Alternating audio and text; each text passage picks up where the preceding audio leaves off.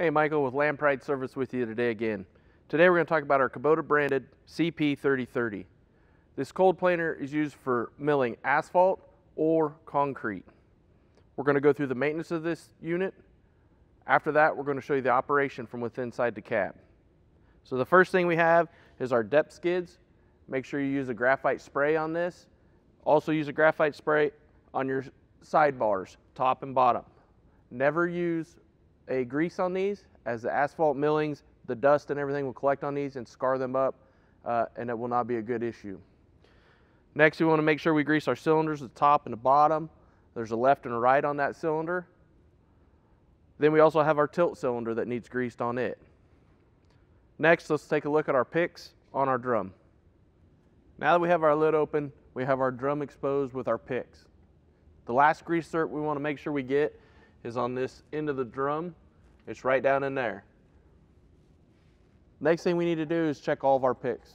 We need to make sure they're spinning freely. This is probably something that should be done daily, because if they don't spin, you'll get bad wear on the picks and you'll end up having to replace them, or even having to replace the pick holder. So if we have to replace one, we have a tool here that is supplied with the unit. All you do is slide it in and smack it with a hammer to be able to pry this out.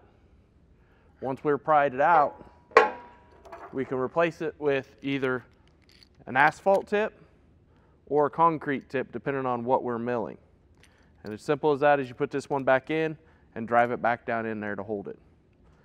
Sometimes our pick holders will get worn. You can order a new pick holder and weld it on to the drum yourself if it needs replaced. Now let's climb in the cab and let's show you the functions of how this works. All right, now that we're in our cab, go ahead and fire our unit up. Turn our hydraulics on. Now, to make any of the auxiliaries work, we have to have our head moving. So we're going to go ahead and use auxiliary 1. It's going to turn our head on. Now we go to 3 and 4, which is going to move our right depth cylinder.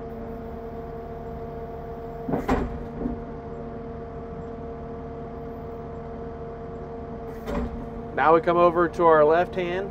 We have 5 and 6, which is going to move our left depth cylinder.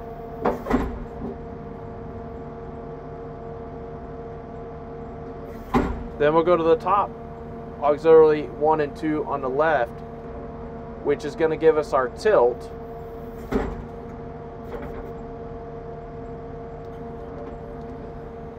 Now we have to come back to our right, engage this outer button so we can come back to our 1 and 2 on our left, which now all of a sudden we can side shift our unit.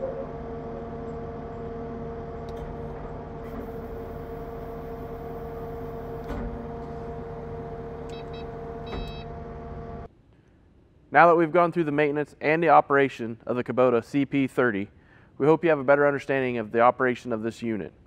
If you have further questions, please refer to your operator's manual or your local Kubota dealer. I'm Michael with Land Pride Service. Thank you for watching.